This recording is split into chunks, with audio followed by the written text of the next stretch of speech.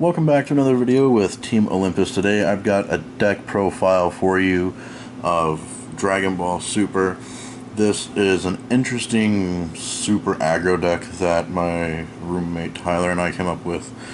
And I went undefeated at our tournament this weekend, our locals, with this deck. So I decided to profile it and see what we can do. But for the leader, we've got Son Goku. The reason is because double strike leader just built in. It's really good, especially if you're going super aggro. My whole thought process was, I'm really not going to give a crap about my life, and I'm just going to swing into them and kill them as fast as I can. So double strike really helps with that. And then when I awaken, I just get to draw a card, but I keep the double strike. So that's it for the leader. Green Goku, pretty basic.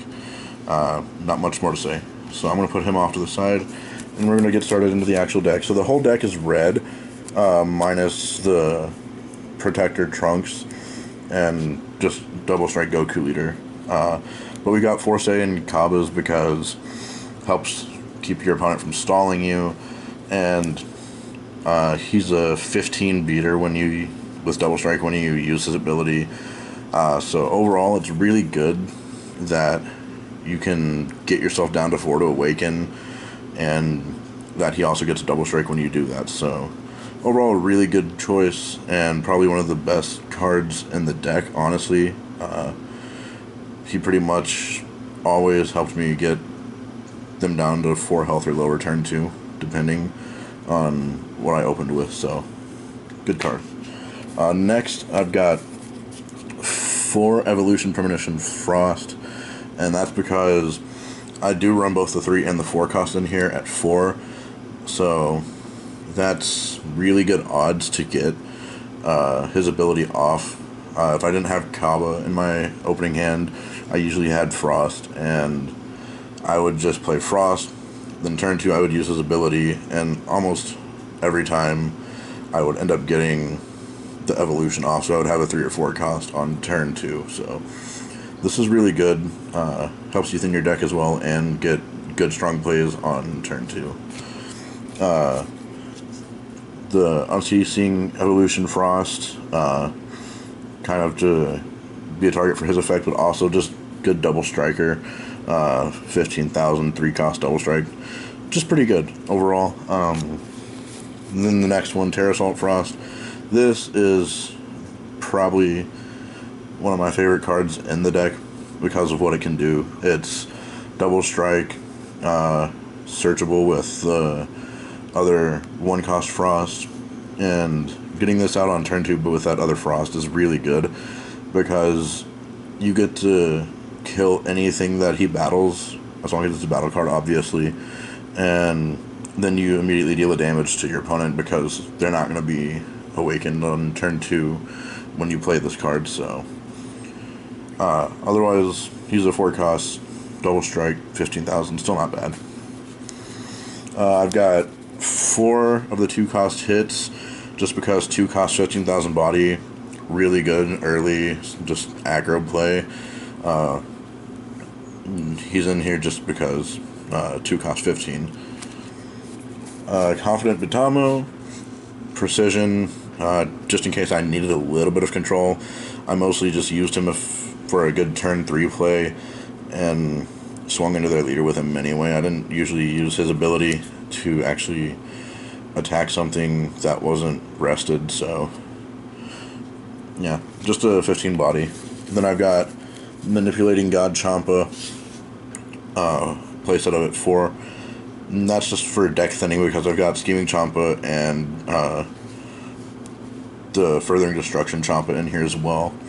So I've got plenty of targets for the Champa search, and overall it's actually just not really that bad of a card because it's mostly I'll use it to search, and then it will be a combo piece. So deck thinning and combo pieces is always really good.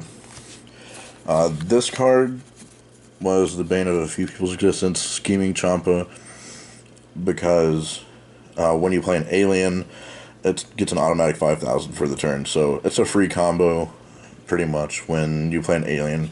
And everything in this deck is aliens minus Trunks, which you're not playing, and the Champas themselves, so really good card. Ended up helping me win a couple games, so yeah.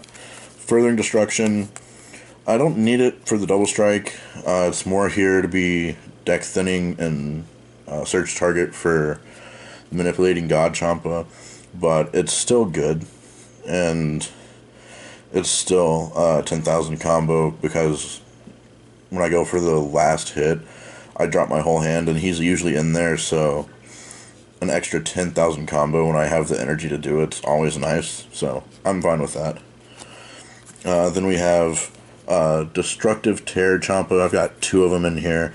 I only run 2 because I hardly ever get to turn 5 or 6, so I can't really evolve into him much, and he's just there kind of as a last resort. I went into him a couple times, and his ability went off, blew up the board, and I won the game after that because they didn't have anything to do. 4 of Kaba's Awakening, because it's a 0 cost, 6,000 combo, so they either have to play a 10,000 cost to play it, or 2 5,000s to basically get over the 6,000. Just that extra 1,000 makes this card really good. Yeah, and it doesn't cost anything, so just dropping 4 of these, along with the rest of the 0 cost combos and the deck, just overpowers so many people, and they can't do anything about it, and it ends games. I won a few games because of this card, along with comboing with everything else in my hand, but this one helped a lot. 4 Vados Assistants, mostly use this for energy, but having counterattacks and negate attacks is always good, especially when it can switch something to active to be used as a combo piece for a later attack. Just a really good card. I would always recommend running the negate attack for whatever color you're playing. That's it for the red. I'm only running 4 greens, and they're just the Protector of Children Trunks, for obvious reasons. Because I'm running a green leader, I have to run this. I can't run the Vados one, but still, drawing a card plus 10,000 combo, dropping 3 or 4 of those, the Kaba's Awakenings, everything else. It's dumb when you can combo for 80, 90,000 on top of the 10 or 15,000 or whatever that you're attacking for base. So overall, I really like this deck. The only thing I would probably change, maybe Furthering Destruction Champa out for Whis, or not Whis, Bewitching Vados, that one. And that's just to get even more search and more attacks on turn 5 if I need it, and just completely destroy them on turn 5 with that. So that might be my only changes. Overall, really good deck for me. Did really well, and to me it proved that Son Goku, just double strike leader, actually not completely terrible, and it was a lot of fun. If you enjoyed the video or the deck profile, please leave a like. If you have any suggestions for changes that you want to do, or that you think I should make, feel free to comment and let me know, and we'll see you guys on the next video.